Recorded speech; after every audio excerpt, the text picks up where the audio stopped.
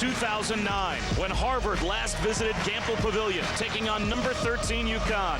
The Huskies were tested by Harvard as Jeremy Lin scored 30 for the upset-minded Crimson, but 24 from Jerome Dyson, and 20 more added by Kemba Walker helped the Huskies prevail. Tonight, Harvard, ranked for the first time in school history and led by Ivy League Player of the Year Keith Wright, enter Gamble again, trying to take down preseason first-team All-American Jeremy Lamb and the defending national champion Huskies. Harvard, UConn, now. Welcome to Gamble Pavilion here in Storrs, Connecticut, for one of the early season stories in college basketball. It's number 24 Harvard, undefeated, in to beat number 9 Connecticut. Hi again, everyone. Bob Wischusen alongside Doug Gottlieb, and Andy Katz will join us in just a moment. There's only one matchup in the whole nation tonight of ranked teams. Harvard? Yeah. Harvard is in this game. Is this for real? It is. You know, in 2009, I was here. I called that game, and Jeremy Lin took over, and Harvard nearly pulled off the upset.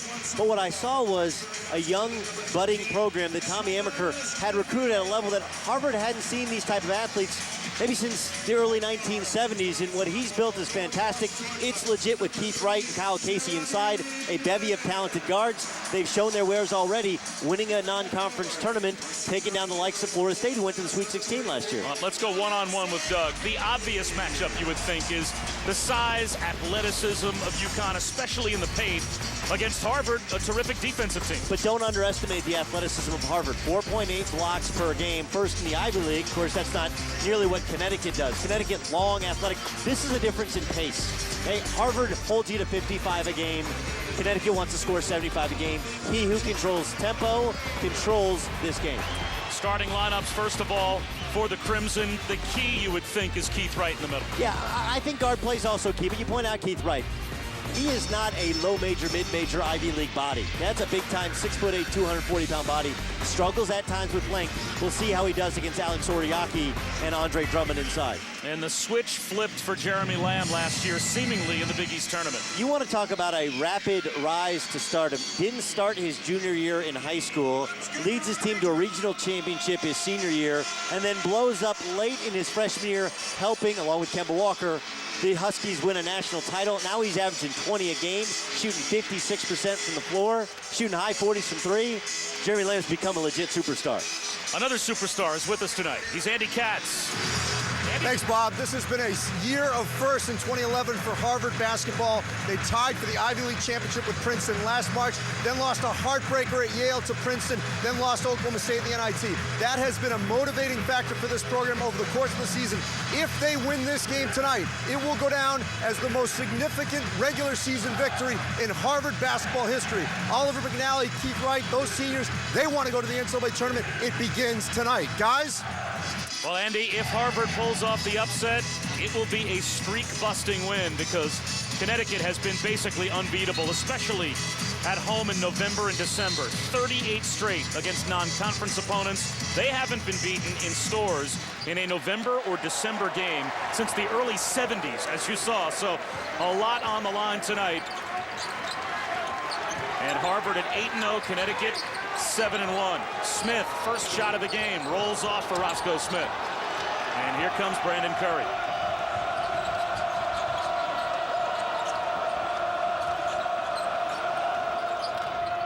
A soft touch for Kyle Casey, and it's the Crimson striking first. And just because they only allow 55 a game doesn't mean they don't want to play quickly offensively.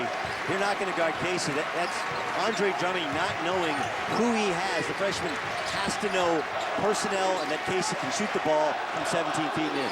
He'll take some threes as well. Lamb double teamed. So now Napier resets as the shot clock winds down to 10. Napier might have to force one. Sets up Oriaki. He hit the underside of the rim. And it's out of bounds to Harvard. Jim Calhoun in his 26th year at UConn. And the reason he has lasted 26 years, he gets nervous about games like this one. every I dotted, every T crossed, as he told us earlier today at the shoot-around, that if his team isn't careful, they need to understand how dangerous this Harvard team is. And he knows from his days at Northeastern what it feels like to be on that other bench. Even down a couple at the end of the game, he knows that the big dog is always sweating. Now, a true motion offense that Harvard runs. Very few teams run as true motion an offense as Tommy Amaker likes to run here with the Crimson. Inside out it goes. Christian Webster can't hit the three.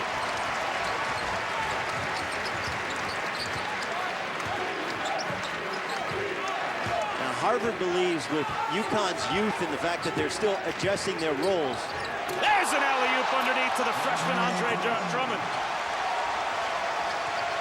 I was going to say that you have to stop their initial attack. They're going to run a set to come down the floor, and then they're going to run a high ball screen. How you guard ball screens is how you stop UConn. Right spins baseline. Plenty of time on the shot clock to reset. Cross-court pass. Ball movement sets up Webster, and he hits a triple. 7 passes in 1 possession. UConn, who do I got? They're scrambling all over the place. That's how Harvard is able to make up for the fact that really only have 1 dribble penetrator, that being Brandon Curry.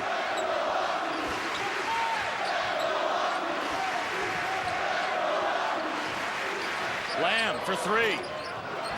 Olander, the offensive rebound. Shovels it off, and another throw down by Drummond.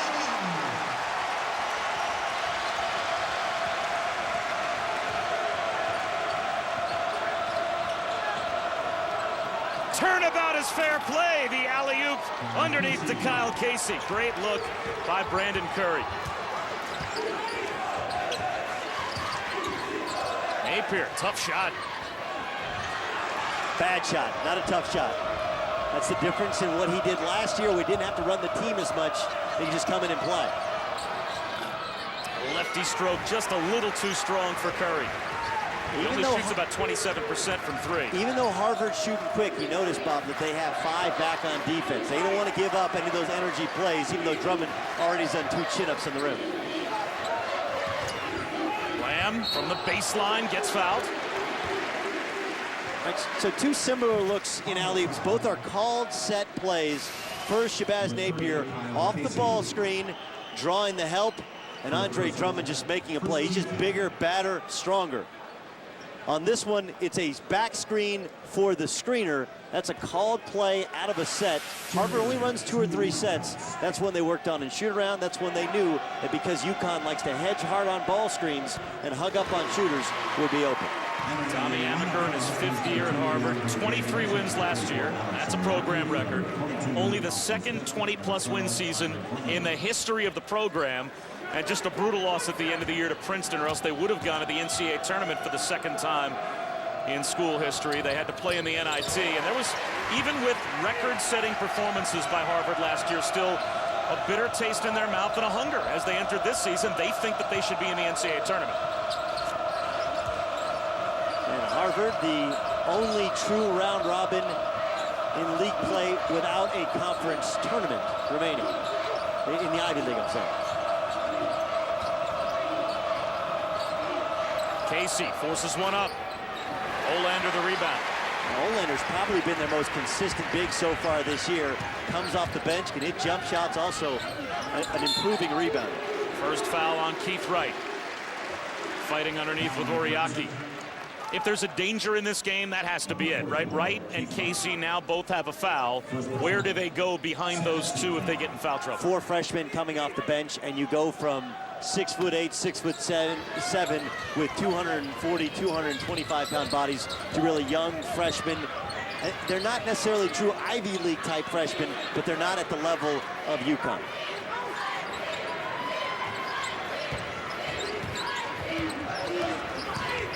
Napier tried to beat the double team. Ball movement to the corner.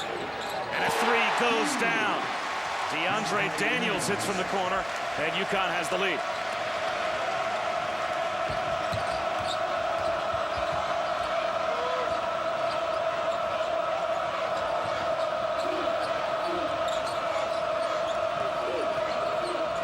See, Wright wants to play with his back to the basket, but it's hard to get a shot over Drummond, just so big. Ball movement sets up McNally. Oliver McNally knocks down a three, and that puts the Crimson right back on top. And Oliver McNally really is kind of the base that has held up this Princeton program. He struggled with his three-point shot so far this year, but he never lacks for confidence.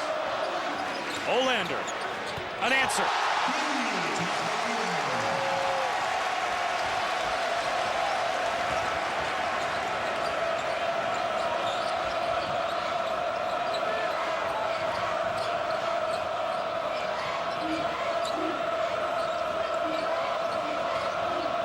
Right, baby jumper from the baseline, that missed everything. Olander grabs the air ball.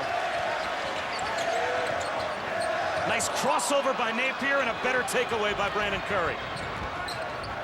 In transition, leaves one for Christian Webster.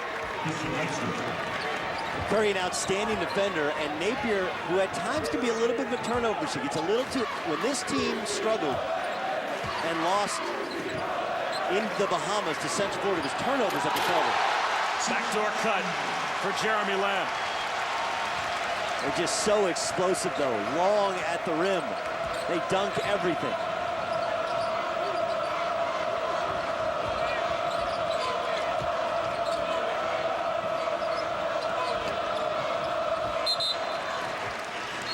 Deflected pass out of bounds. It'll stay with Harvard when we come back, but all of a sudden Jeremy Lamb running the Princeton offense against Harvard. That ain't a Princeton finish. That's a Husky finish. All right, Ryan, thanks very much. That is certainly big news. That just shifts the balance of power back to the West Coast again. All right, let's take you inside the play here, Bob, as the Crimson rarely run sets, but here Kyle Casey comes over and sets a transition ball screen. And as he does, go ahead and roll it, fellas. Now, Keith Wright, freeze it right there. Keith Wright commands attention low post. And watch Oliver McNally. He sets a back pick, and Roscoe Smith does not help. And when you don't help, you get an alley-oop. A set play out of transition, out of their secondary break, taking advantage of UConn hugging up on the shooters like Oliver McNally. Let's check in with Andy. Keith Wright told me, and he was not trying to dismiss Jeremy Lin's importance, but he said that Brandon Curry is the best point guard that he's ever played with. And that sort of speaks to how much more this is a team at Harvard, better than the one we saw 2 seasons ago. Yeah, I can attest. I mean, Jeremy Lin didn't play the point here. He was a scorer. And Curry was the point guard then. They were very young. Shot clock violation as Harvard, really with no recognition at any point during that possession, the shot clock was winding down. It also hurts when you have this many youngsters on the floor, you know, playing with 3 true freshmen.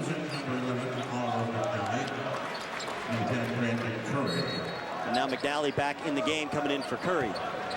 This is when Harvard just has to continue to stabilize. Just make do without Casey, without Wright. Wright's been relatively ineffective so far.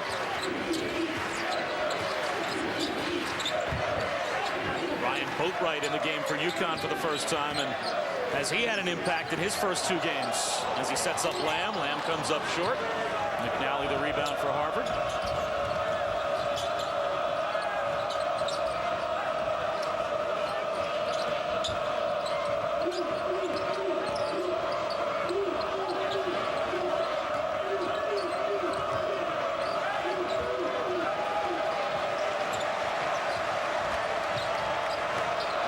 Misi from the baseline, air ball.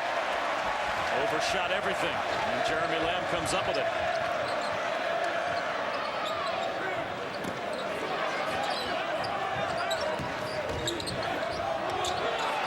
The tip won't go for DeAndre Daniels after he missed on the initial drive. That's where McNally has to continue to show leadership, though, and look to score the basketball. Can't have those costly turnovers. Takeaway by Lamb. Second Harvard turnover. Lamb tries to turn the corner. Nice crossover. And he'll go to the free throw line.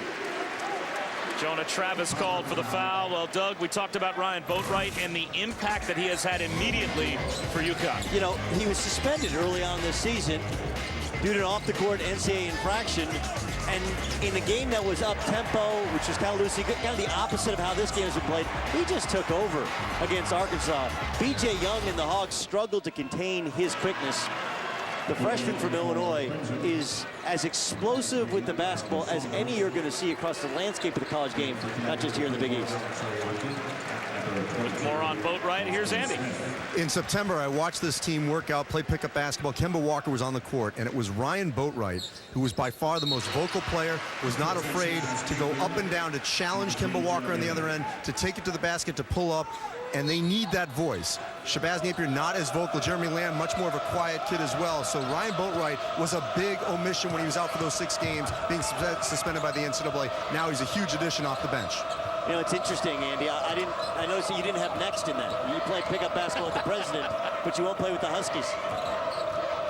I mean, what he's saying is true. I mean, we talked to Jim Calhoun. He said this is the quietest team he's ever had. He usually has more chirpers than he has on this team. Rivard in the corner. Shot clock winding down again for Harvard. Wesley Saunders gives it up. Open jumper for Mondumisi, and this time he goes from air ball to nothing but net.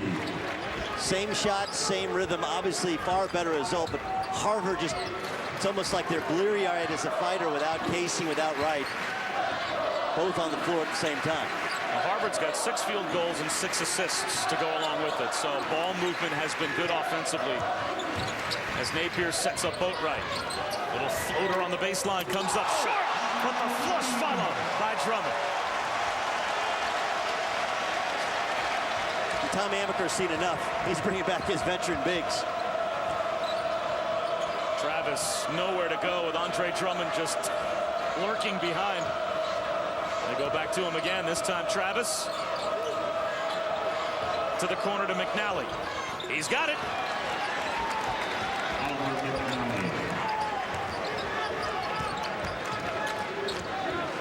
You have to read your team.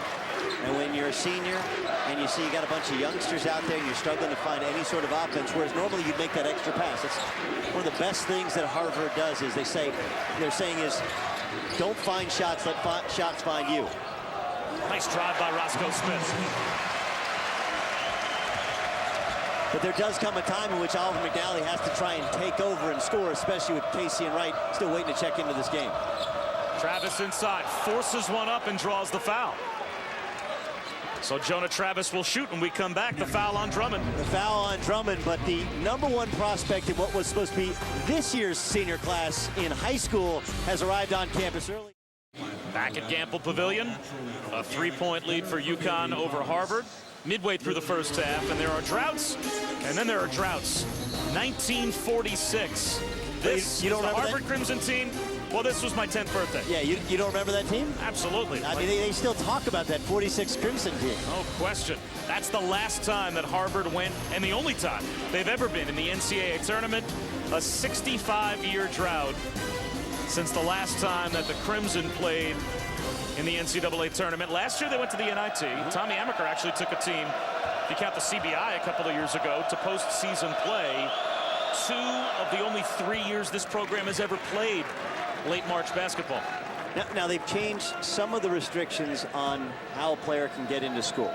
They're not taking Prop 48s and JUCOs at Harvard, but it is not as difficult to get into Harvard as it used to be. And across the board, if you can get in and your parents make less than $90,000, you essentially get a grant. You get it's a scholarship, which allows them to go out and recruit kids that come from difficult backgrounds but are good high school students.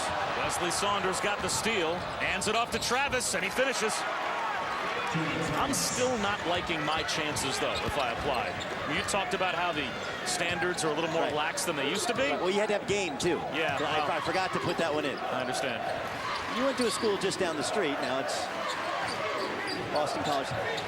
It's not Harvard, I believe, of the ACC now. Or is that Duke? Boatwright knocks it down. We like our SAT scores at BC, but not quite Harvard Square.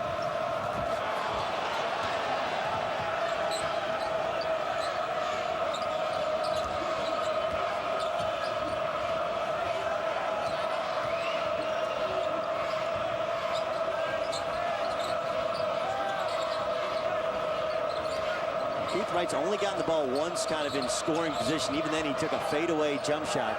We'll see if 44 in the black shirt can get the basketball, try and take over a little bit. Rivard tries a 3 with the shot clock winding down. A force as he only had 3 left to shoot. Boatwright at the foul line. Used the backboard, maybe not intentionally. And in traffic, Keith Wright pulls down the rebound. Bo Wright is a scorer. He may bring the ball up the floor. He may be listed as a point guard, but he is a scorer. He's looking to get it and go every time. Rivard this time in rhythm, can't hit. Saunders keeps it alive. Saunders goes up on Oriaki. Knocked out of bounds. And it goes over to UConn. Well, Saturday, ESPN with a college basketball doubleheader. Some of the best teams in America, maybe the best. In Ohio State taking on Kansas. Now, Ohio State's number 2. That's at 3:15. Then at 5:15, we've got number 1 taking on Indiana. It's Kentucky and the Hoosiers, the home court of college hoops. ESPN, ESPN3. Also streaming live on the WatchESPN.com and Watch ESPN app. It's a road test Saturday afternoon.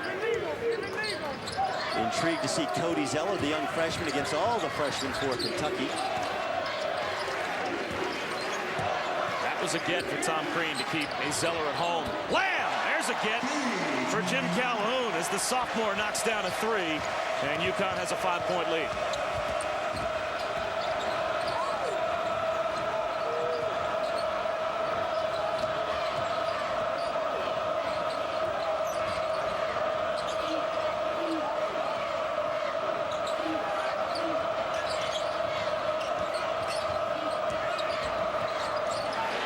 Around knockaway by Napier.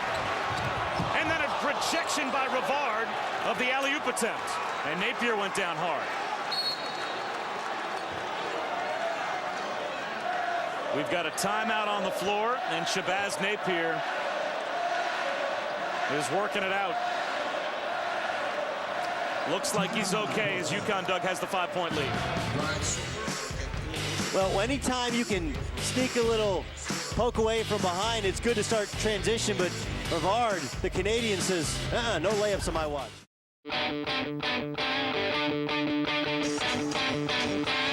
25 years ago, Jim Calhoun and Tommy Amaker were both in the NCAA tournament. It was Jim Calhoun, his final season at Northeastern. They lost to Oklahoma in the first round, and of course Tommy Amaker losing to Louisville in the national championship game as the point guard for Mike Krzyzewski. And maybe the best defensive point guard of his era. Yeah, he was Defensive Player of the Year that year. Of course, drafted by the Seattle Supersonics. He's been a head coach, took Seton Hall to the Sweet 16, 6 years at Michigan before taking over here with the Crimson. Soft touch for Andre Drummond.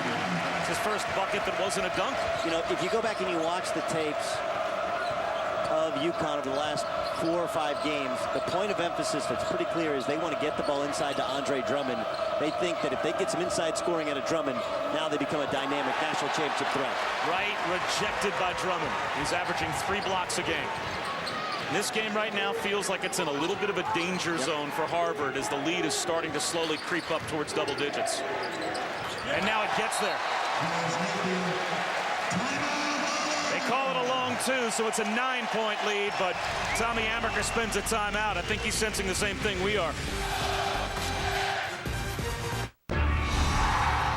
The Super Bowl, the most epic day in America, and the end of a journey that began here, when the swipe of a Visa card gave one man a chance to bring happiness to 10 friends, including the knuckleheads at the car wash. Super Bowl tickets?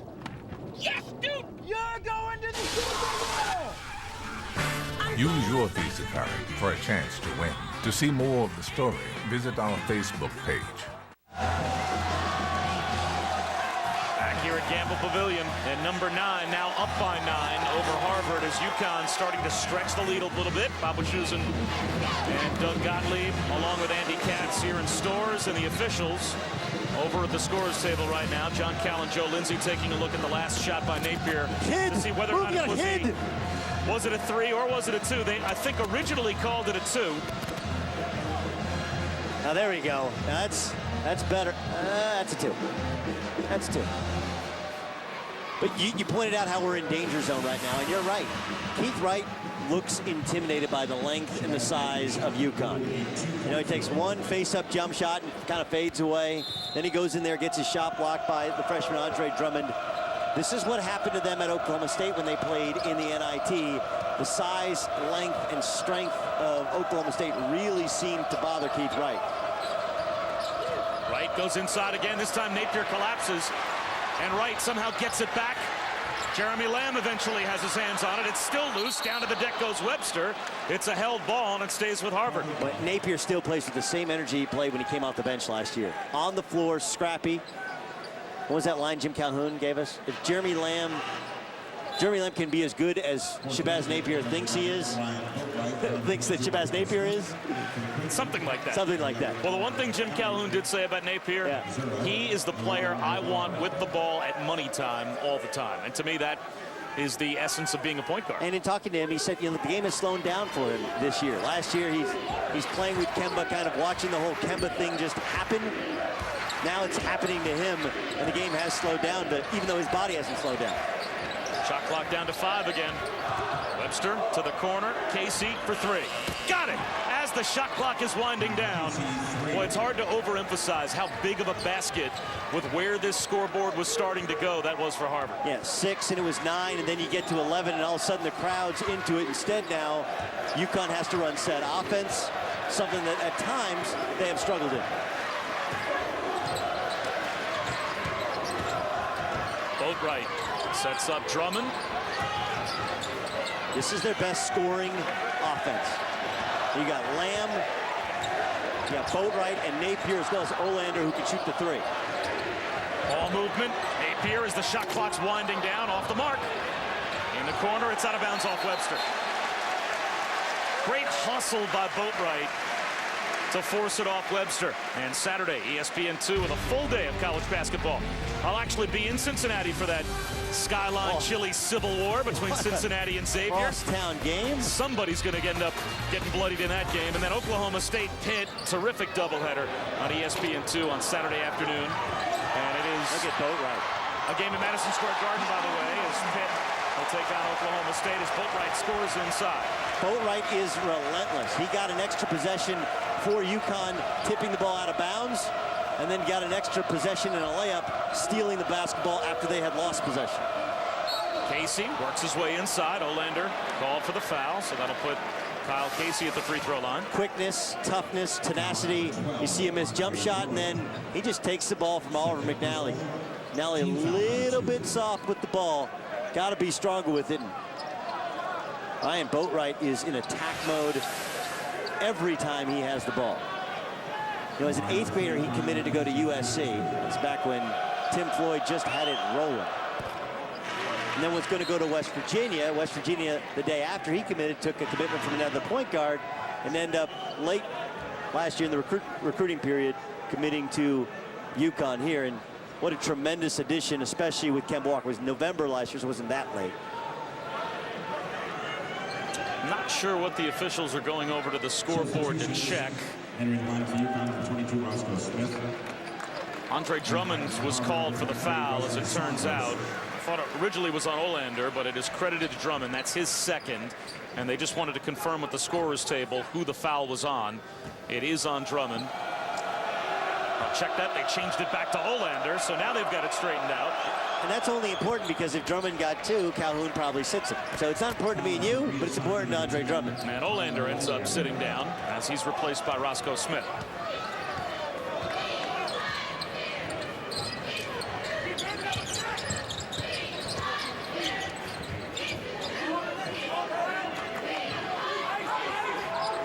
All of a sudden, Harvard has quieted the crowd a bit here as Napier comes up short. Uncontested rebound to Wesley Saunders, and Harvard can draw closer if they don't turn it over at midcourt. Curry saves it. He slipped on the sticker.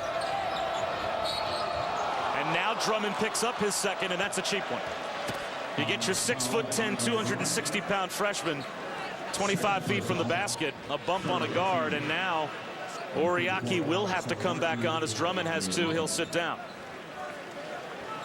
When you have one, you have to know you have one. And even though this coaching staff calls him the natural, because there's just things he does others cannot. A 3 goes down for Christian Webster. What a job by Harvard to get back within a possession. Totally agree. UConn had complete control of this game. Napier takes a quick shot when they run no offense. Then Drummond with a silly foul. Now all of a sudden you hit a 3, we're in a 3-point game. Boatwright in traffic. Napier back outside the Lamb. Passed up the 3. Underneath to Oriaki, and he can't finish. And Casey ends up with the loose ball.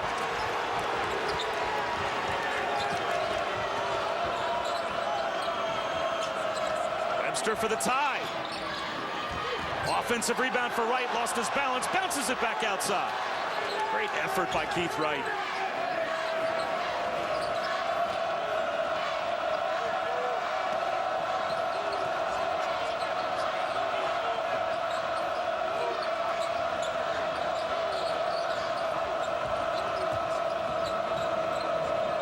Webster tries to tie it again.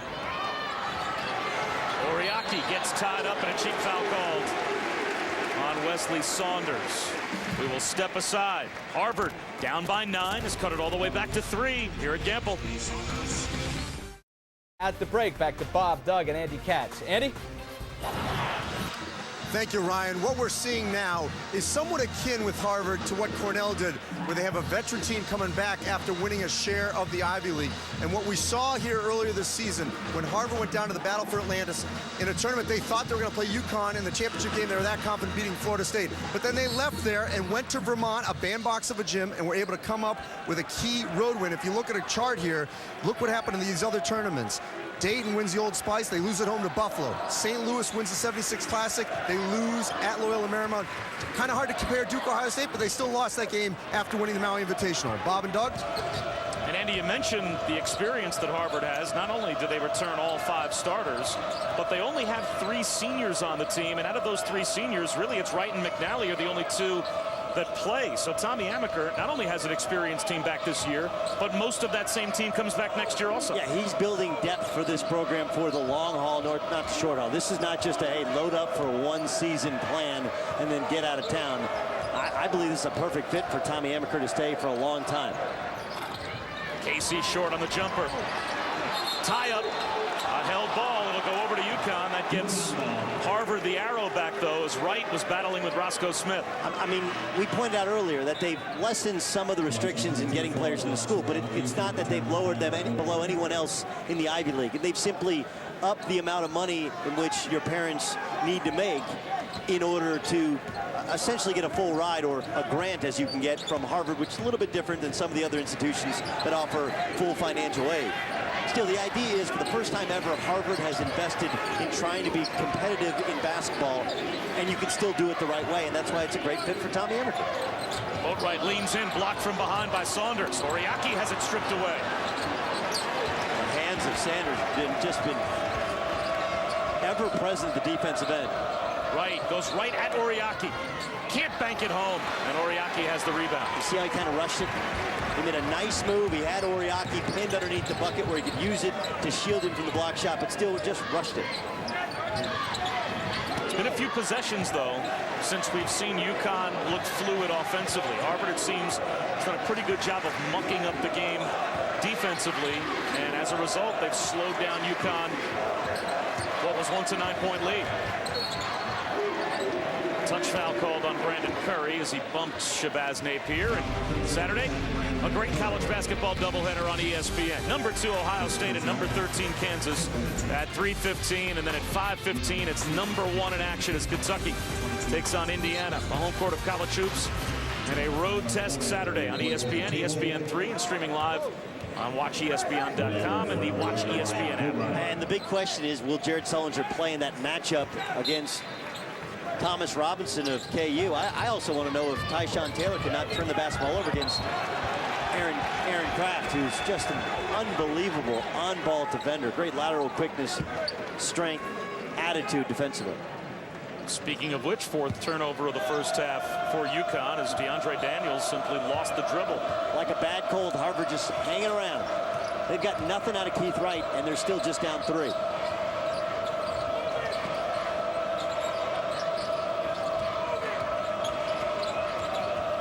Saunders dumps one off. Ball fake inside, and a good one by Brandon Curry as he got Tyler Olander up in the air. Olander called for his second. So Brandon Curry will go to the free throw line. You know, it was fun talking to Tommy Amaker before the game. I asked him about Curry, point guard to point guard, and he said that as a former player, you can appreciate this more than me. He said, I always ask myself, is this a guy that I would like to play with? Yeah. And he said, Brandon Curry is the type of guy that I would love to play with, that he is a true playmaking point guard. He makes everyone around him better. He does, and he's the one member of the Crimson who can break down a defense. Tougher than a $2 steak defensively. You can't push him around. Ivy League can be a very physical league, especially when you're playing on a Friday and a Saturday night. A bus league, nobody flies anywhere. Under a minute to go in the first half, and it's a 2-point game. UConn in the midst of a nearly 5-minute field goal drought. Napier tries to break the string. Can't do it. And it's out of bounds off UConn. And what Harvard's doing is they're forcing Napier when they set these side ball screens away from the screen. Now, the Crimson are supposed to be down there helping him out, but it's frustrating Shabazz Napier because he's used to the big guys coming up and hedging or doubling and playing and using his supreme quickness. That's an NBA technique that, frankly, UConn will use sometimes, in which you blew it or you force the ball to the baseline instead of allowing a player to come over the ball screen.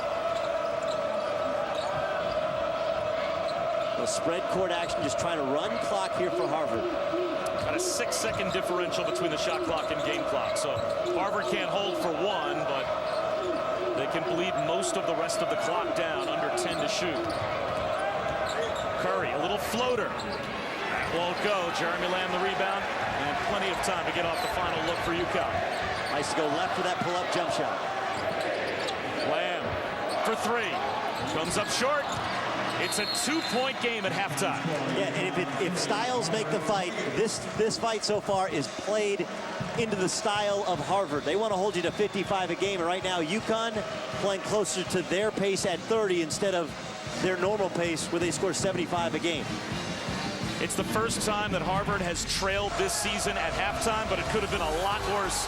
At one point, they were down 9. They've cut it to 2. 30 to 28 UConn at the half. Now it's Ryan Burr with Stephen Bardo in the studio. All right, guys, so a 2-point game. UConn led by 9. For the first time in Harvard history, they are a top 25 team. And based on what we saw in the first half, they belong in the top 25, hanging right in there on the road against UConn here at Gampel. Bob Wischusen, Doug Gottlieb, Andy Katz just about set for the start of the second half. This looked like a first half at one point that might get away from the Crimson. They were down 9. All of a sudden, they found a way to work their way back in the game. Yeah, if I were to tell you, hey, look at the stat sheet and your best player in your Harvard, okay, Keith Wright doesn't have a point at the half on the road at UConn, you'd say that's a disaster. But they have Cal Casey, who balances off the fact that Wright hasn't been able to get it going very, very well. Stepping up, first play of the game, taking some of the pressure off his team, hitting a jump shot, then catching an alley-oop, and then here was the big one of the half. Falling out of the game, down 9, steps up, nails a huge three-point shot, which quieted this raucous Gampel crowd. And Cal Casey has been one of the stories for Harvard, keeping them in this game, as has their ball movement. 9 assists on 10 field goals. Casey leads all scorers. Wright scoreless, but only 1 foul. So he can play the entirety of the second half, it looks like, as we check in with Andy.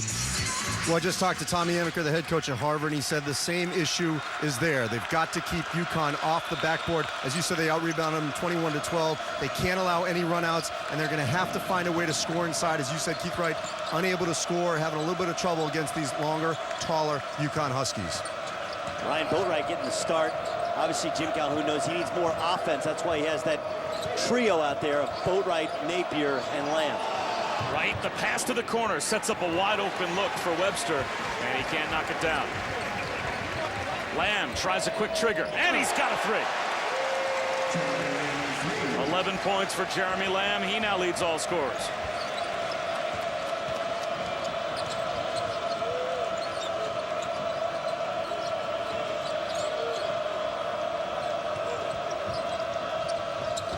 A takeaway by Napier. Lamb trailing, Napier all the way, too strong. Olander with a hustle play, and he has held a good foul by Oliver McNally. I like that UConn has come out uber aggressive on both ends of the floor. You get a missed shot, you kick it up the court, and Jeremy Lamb, watch as the ball's right in balance, in rhythm, quick pickup, just to the right of that number 3 on his chest, and he has that really bright green light. Jim Calhoun wants him to step confidently into jump shots. And then a turnover. 5th turnover for UConn. Well, Napier tried to get cute on the steal and run through. I don't know whether he tried to dunk it. He had 2 dunks in their last game, or whether he was trying to throw an alley-oop, but he should have just laid the basketball in. It would have been a 7-point game. This place would have been going nuts. Amaker probably would have had to call a timeout.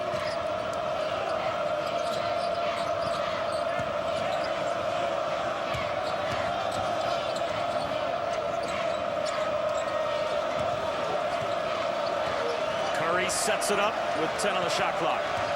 It's the high screen. Wide open from the corner. That jumper won't go for Casey. Kept alive underneath, though, by Wright, and a reset. Good job by Christian Webster. Here's McNally. That's too strong. And Jeremy Lamb comes away with the loose ball. However, it's taken right back, tied up by Webster. Possession arrow keeps it with UConn, but Harvard not making it easy. Harvard outworking them. Outworking them. You know, with the exception of Shabazz Napier, no one else is getting on the floor for UConn. They're just pushing, shoving, diving. Lamb and Olander, I got it, you got it, no one's got it. Harvard's got it.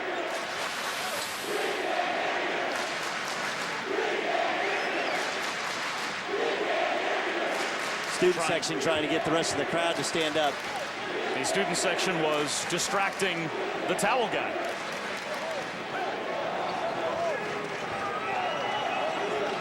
After that scramble, eventually they realized wet spot on the floor needed to be taken care of. Should be noted that Crimson are well represented. Of course, UConn gave them the best seats in the house. I believe they're partially on the roof. Bob Uecker wants his seats back. See, the ball sticks on one side of the floor far too much for UConn. There's no fluidity. Their sets are good, but in between what set they run and what they're trying to do, there's too much standing. Napier tries to do it himself, shovels off to Drummond, and then the extra pass to Olander, and it's another turnover.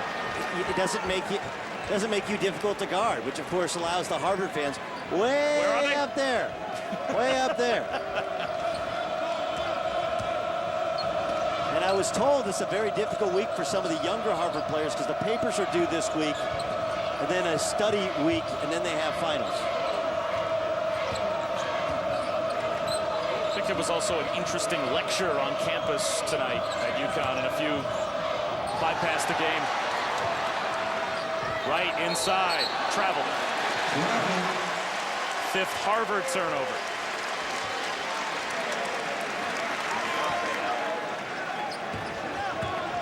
So Keith Wright still scoreless. Now, he's their leading scorer. He only averages 11 a game. They are a team that is used to having offensive balance and playing low-scoring games at the same time. Olander, tough shot, and a foul called on Kyle Casey.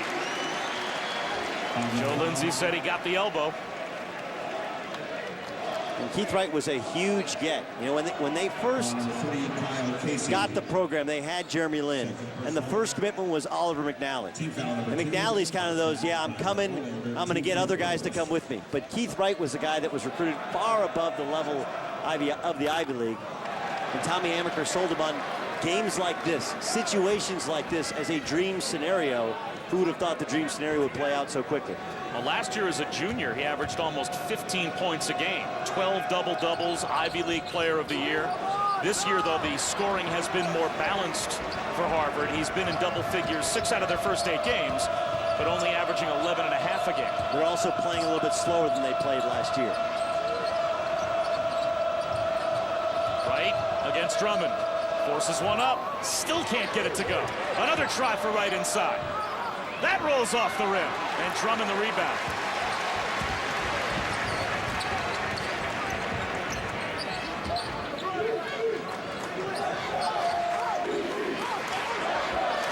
He's going to force Napier away from that ball screen. Really, he struggles to kind of get a rhythm in his game when he can't come over those ball screens like they're allowing Boatwright to do.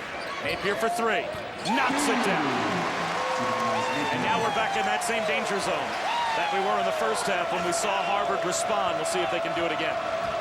They haven't scored so far in the second half. Yeah, while their offense is stagnant, their defense has been stellar. There's Wright's first bucket. You know what he's been doing? He's been getting closer and closer to doing it is catching the ball so low that Andre Drummond can't block a shot because he uses the rim as kind of a shield. Boatwright for 3. Got it. back up, matching the largest lead that UConn had in the first half at 9.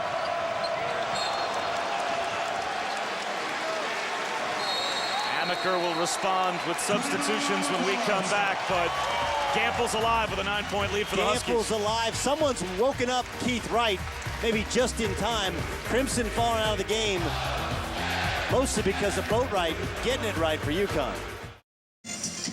All right, Ryan, thanks very much. It's a 9-point lead for UConn. I'm intrigued to see what Harvard has in their bag of tricks, because Andre Drummond, though he's just a freshman, watch how he doesn't leave his feet until Keith Wright leaves his feet. Now, Wright continues to attack and ends up missing this, and Drummond kind of tips it to himself and gets the rebound. But if you're looking for little spots, why is Andre Drummond so well regarded? Right now he's catching a breath, and Alex Oriaki getting a shot. He not only has great size, hands, pretty good feel, but he knows how to wait until the offensive player leaves his feet and releases the ball before he tries to block a shot, keeps him out of foul trouble. Surprising for a freshman to you? Yeah, absolutely. I got a chance to play some pickup basketball with him over the past year, as he was in prep school. And he does have more offensive skill than we've seen. He just has to learn to put it into play here in a college game. He was going to go to prep school for a 5th year of high school and then try and go straight to the NBA. And Jim Calhoun told us he was in Watch Hill, Rhode Island. All of a sudden, his cell phone rang. And because his friend was supposed to join him at prep school and decided to stay in New London, he decided, you know what, the best thing for me is to go to UConn. I think that's just the right decision, competing against like-sized athletes in practice and in the Big East. Well, UConn also, because of sanctions based on the scandal that they went through recruiting Nate Miles, down scholarships. So Michael Bradley became the hero, the UConn reserve that gave up his scholarship so Drummond could take it over. And that three goes straight away for Shabazz Napier. They'll call it a long 2, and it's a 10-point UConn lead. And that's why Harvard doesn't want him over the ball screens. He goes over the ball screen, forced a little bit, but that's when he really feels like he's in his rhythm.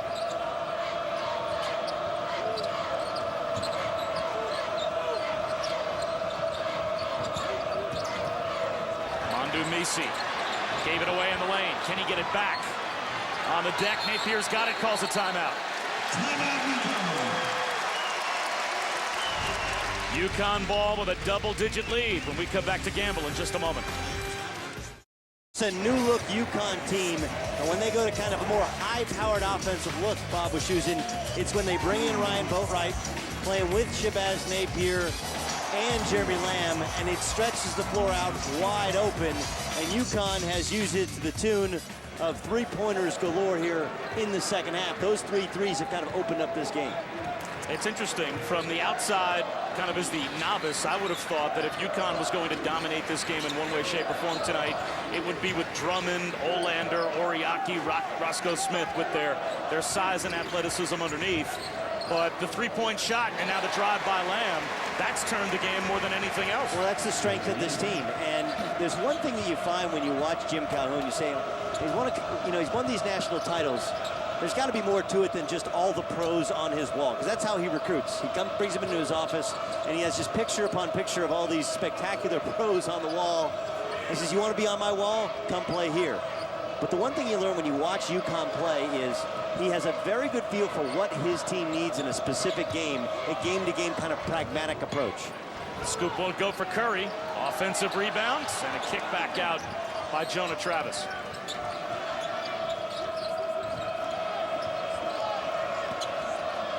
On the other hand, UConn is not going to achieve the heights of greatness that I think and many others think they can unless they get better contributions from Alex Oriaki, specifically at the offensive end. He has too much experience and skill to not be playing better basketball. Saunders with the offensive rebound, fouled by Boatwright. And Saturday, ESPN with a college basketball doubleheader featuring some of the top teams in the nation at 3:15 Eastern. It's Ohio State and Kansas. Number 2 meets number 13.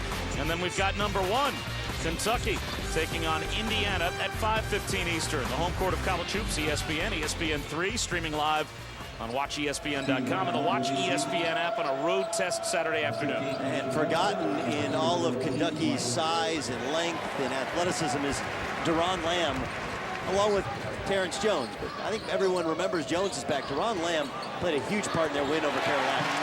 Nice jump hook by Olander in rhythm, and this game's starting to get away from Harvard. They've scored 2 points in the second half, rather 3 points in the second half, and we've played nearly 7 minutes. They draw a foul here, but the Crimson just can't find any offense. Yeah, I think the layman says, well, UConn's hit a couple threes. Now Olander hits a turnaround. The difference, though, is defensively. UConn has dug in, been very physical, and there haven't been those clean looks. Another three won't go. Rivard, though, able to reset. Inside to right. The jump hook comes up a little bit short. Andre Drummond might have even gotten just a fingernail on that basketball to force it to come up short. Remember, he's 6'10", 280 pounds, plus he elevates quite well, even out being flat-footed. Andre Drummond's a load. A guy like Keith Wright, he won't see a player like Andre Drummond again unless he's playing the NCAA tournament.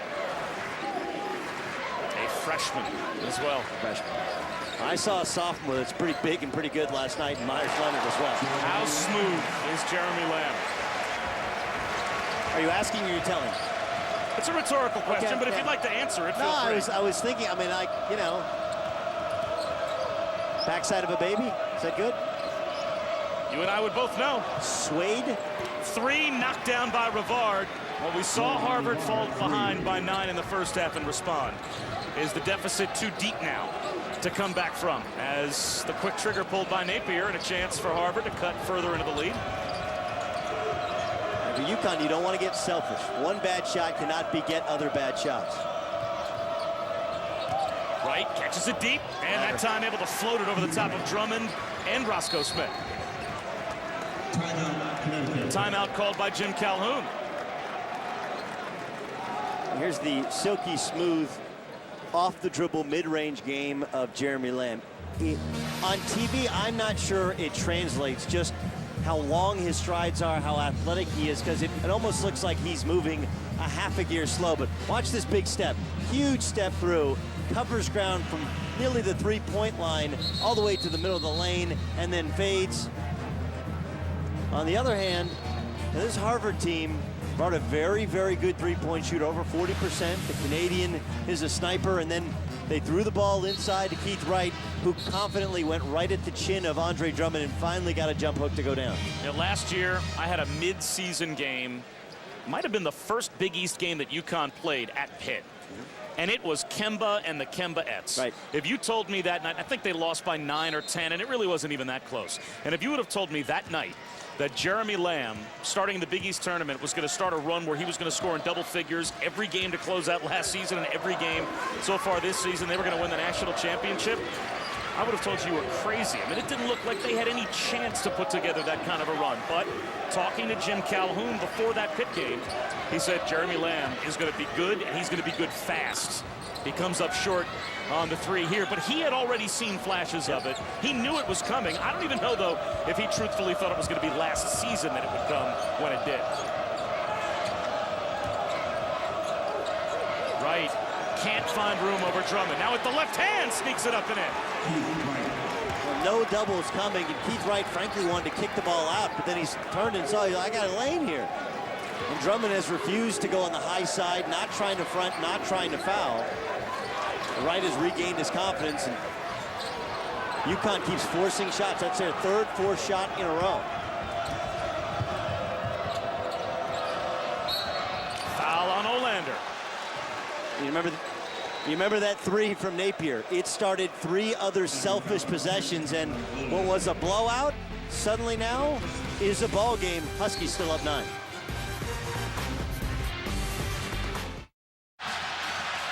Well, Ryan, Harvard's trying to do something that they haven't done since 1972, and that's beat UConn. James Brown, our colleague at CBS, was a second-team All-Ivy forward on the Harvard team that did it, had a double-double against UConn, 22 points and 13 rebounds, and Al Franken was a senior at Harvard back then. Did not play basketball. I don't want anybody to say like Al Franken and Ben Bernanke, they were on the team. You don't think they were like the kind of Vinnie Johnson microwave scorers off the bench? No. Although Bernanke could have easily done the statistics for the team. Right. Gets to the baseline, and his reverse is rejected by Smith, but a foul is called. So that will put Keith Wright at the free throw line. That will not please Jim Calhoun nor the rest of Gamble Pavilion. It's like a different player. Andre Drummond continues to body up behind and stick his hands up. Keith Wright says, wait a second, he's up far too erect. He simply spins and wheels and deals. I think Roscoe Smith got that one clean. Now, Wright doesn't hit the free throw. Having said that, though, Harvard scored 3 points in the first 8 minutes of the second half. They're about, if Wright can hit one free throw here, to make it an 8-0 run over the last minute and 45 seconds. This is where Shabazz Napier has to change his mindset. Now, last year, he didn't have to think, even though he played a lot of point guard and Kemba played a lot of two, Kemba still controlled things. And Napier just played. He took a terrible shot when they're up 15. And what happens is everyone else in the team is like, all right, well, I guess it's time for me to get mine before the subs start coming. They played selfishly here the last 3 minutes, and Napier's to blame even though he's only taken 2 of those shots. Shot clock at 7. Napier shovels one through traffic, and they'll say Harvard got a piece, so 5 to shoot for UConn. Now, that's not to say he doesn't have the take over the game talent. And like, he's different. We talked with Jim Calhoun before the game. They've had so many different kinds of point guards. You know, from Chris Smith to Kevin Ollie on that bench, Khalid El-Amin, and Kemba Walker. Boatwright on the baseline. His shot blocked. Taken back by Harvard, and a chance to cut the lead even further. This is where I would make sure that Keith Wright gets a touch every time. He seems to have regained his confidence playing against Drummond. McNally with a nice feed inside to Casey, but he lost it. 7th Harvard turnover. Drummond on the baseline.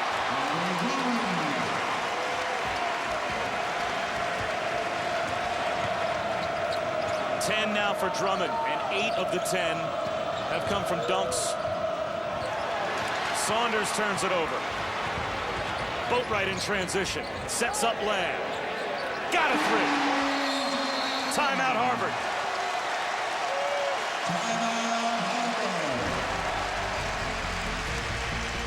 The Crimson need to regroup again. You snap your fingers, UConn puts together a little mini run of their own, and it's back to a double-digit lead. And I think you got to credit Jeremy Lamb hits a 3. You want to credit Shabazz Napier, but also watch Alex Oriaki. Freeze it right there. Oriaki's posting inside. He ends up holding position, and that allows Andre Drummond to have a free run at the basket. It looks like it's Shabazz Napier creating the shot, but really it's Alex Oriaki simply posting up, holding that seal, and giving a quiet little shove to open up the lane. Now what for Harvard? I mean, they've tried to go inside to Wright when they can. Now, last 2 possessions, he didn't touch the basketball. Got to touch it down low. Instead, he sets a screen up high, and that 3 won't go for Curry. And that's not Curry's strength. He's a 25% three-point shooter. Quality defense by UConn, knowing role assignment, knowing his scouting report.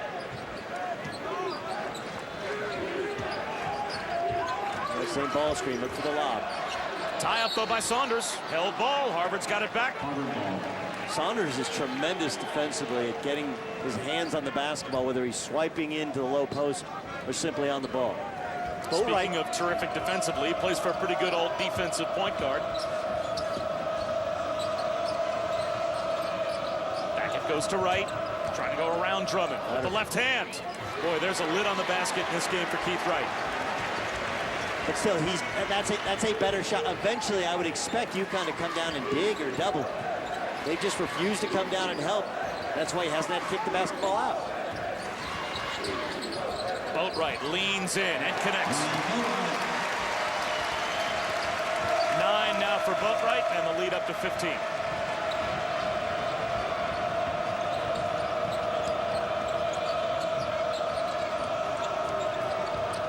Saunders inside. He'll go to the free throw line. The pump fake got Lamb to commit. So we'll step aside. Does Harvard have a pulse? We'll see if they can make a run when we come back. Back at Gamble Pavilion.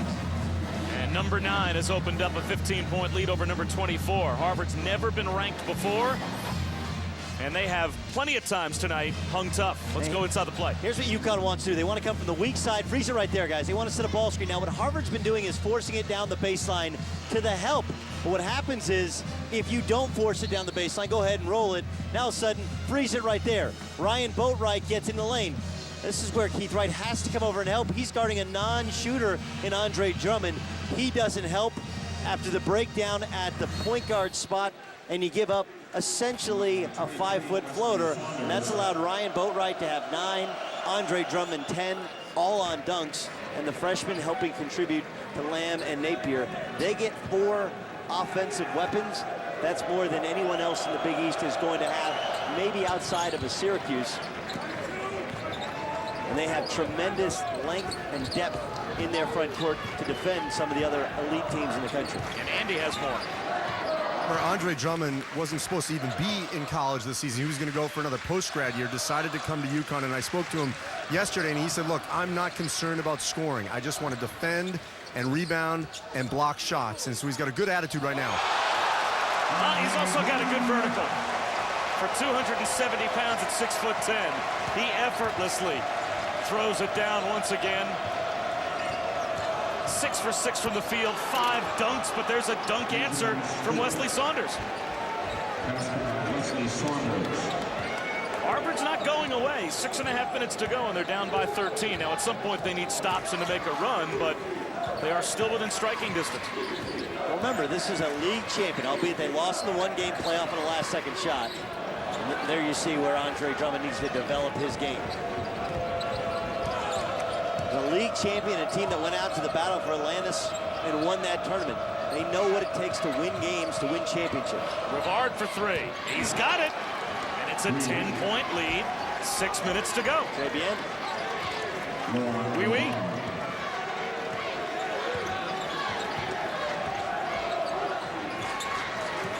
Oh. Very fortunate that wasn't a travel. Jeremy Lamb actually passed that to himself.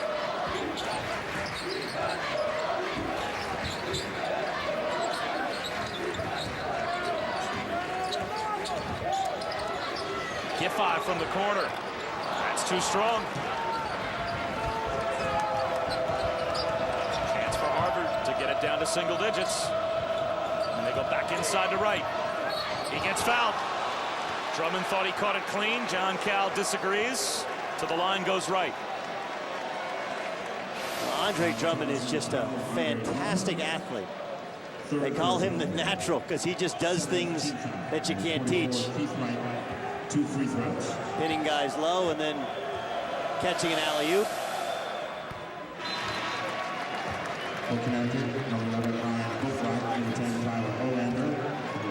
Giffey sits down along with Drummond as Olander comes back on, as does Boatwright. So a much smaller group on the floor for Jim Calhoun now, as he's basically playing with 3 guards, a 3 and a 4. The Crimson, number 25, Kenyatta Smith.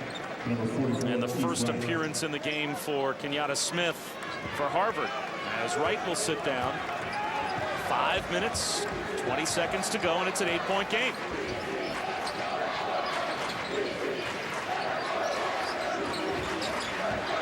Oriaki steals inside and throws it down.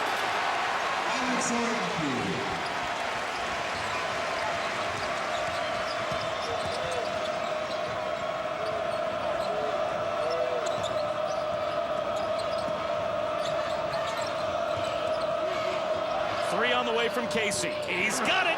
Kyle Casey, a big shot, and it's down to 7. 3-pointer.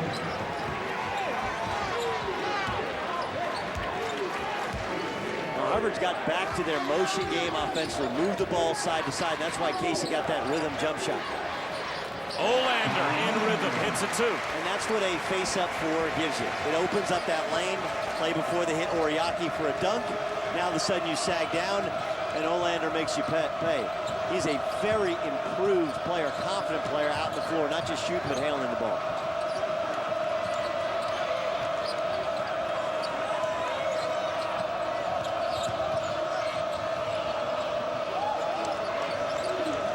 closeout that time by Olander as Casey thought about it again, and traveling called on Brandon Curry on the drive. 9th turnover for Harvard.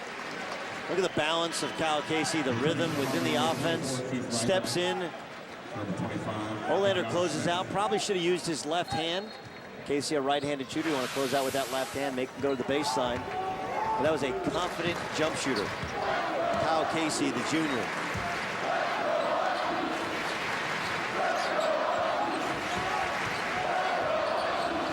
Napier slips it inside to Oriaki, and a foul called on Saunders. Oriaki will shoot free throws when we come back. Harvard trying to fight their way back in it with under 4 minutes to go. Well, Ryan, Harvard was up against it coming into Gamble Pavilion tonight.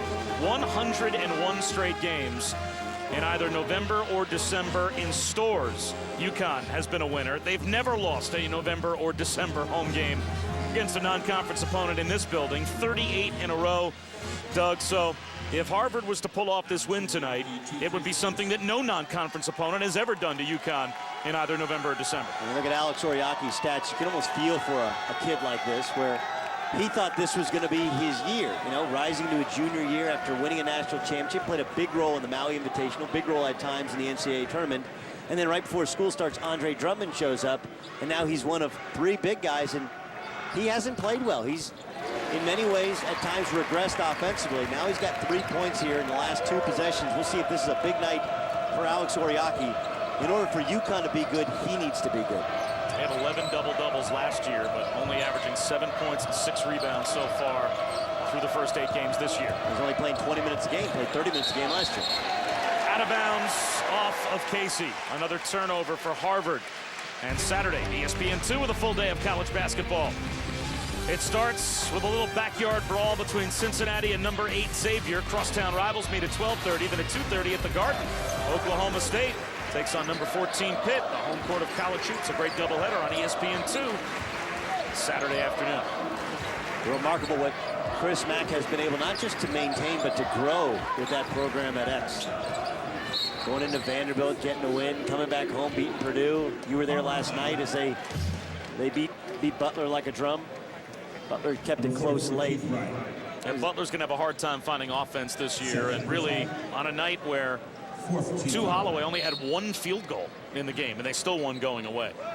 You speak of having a tough time finding offense. Will anyone watch that tape of last year's national championship game? Will that be the least rewatched game of all time? UConn turns it over. Curry floats inside, uses the window. Under 3 minutes to go, and it's an 8-point game. They got that ADD. Young teams have the attention to detail disorder. You forget to step on the throat of your opponent. Boatwright drives it, and the finger roll won't go. Oriaki, though, keeps it alive. Curry needs to watch his back, finds Saunders. The kick out to Rivard. And that's way short. Oriaki the rebound. Where is UConn going in such a hurry? I think Shabazz Napier all of a sudden realized that. 2:22 to go, up by 10. I'm going to disagree. He had Lamb for an alley-oop. He had Olander running down the floor. Reward the big guy, get a layup, and get out of town with a win. Lamb with a floater. Won't go. Knocked out of bounds, though, by Oriaki, so it will stay with Harvard. Everybody wants to compare players with someone. We want to compare Kemba and his speed with Boatwright and his speed, or Iverson's speed.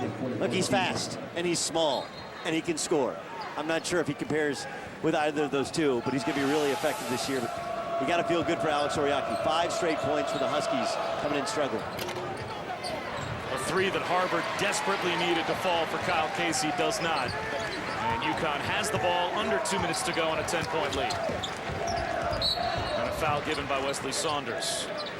It's team foul number 5 on Harvard, so they still have 1 more to give before we even get to the point where it's a 1-on-1 for UConn. Now, UConn as a team shoots 66% at the free throw line. So I guess if I'm Tommy Amaker right now, I might be giving these fouls as quickly as I can. They probably have their best chance with UConn at the free throw line. Absolutely.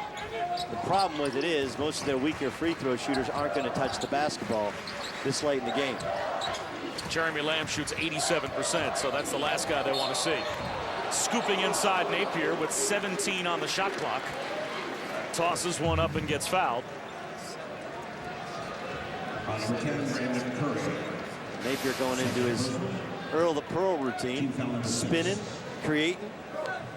13, Shabazz Napier. The improvement of Shabazz Napier. Goes from averaging 8 a game to averaging 17 a game. Goes from shooting 37 from the field to shooting 49 from the field. Improved his three-point percentage by 10 percentage points. And tonight, 7 assists, 2 turnovers. And he's in that conversation with Thomas Robinson.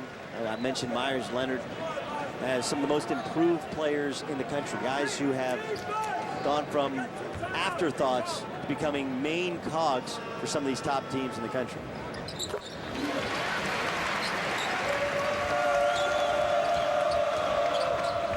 So now Harvard needs a bucket of threes as Rivar tries one.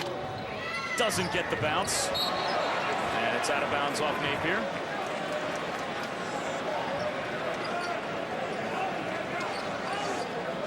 Well, it's a tough place to win for New England teams.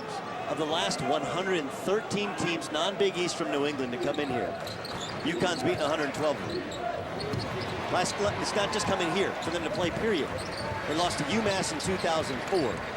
Rashawn Freeman with a shot with 4 or 5 seconds to go, then he's prematurely celebrated in typical Rashawn Freeman style. Foul given by Curry, so free throws are coming for UConn. Now remember, when the Big East season starts, Jim Calhoun will miss the first 3 games. That, of course, part of the failure to have institutional control, which he obviously disputed, but still was suspended for the first 3 Big East games. So he'll be here with UConn for their last 2 non-conference games before conference play begins. St. John's falling apart as they've struggled to get Steve Lavin, their head coach, back healthy after prostate cancer. Then Nordine Lindsay leaves the team today, will remain in school. Seton Hall will be a difficult game. But Big East probably did Coach Calhoun a favor, not exactly front-loading that Big East schedule with South Florida, St. John's, and Seton Hall. 11 for Boatwright as we check in with Andy.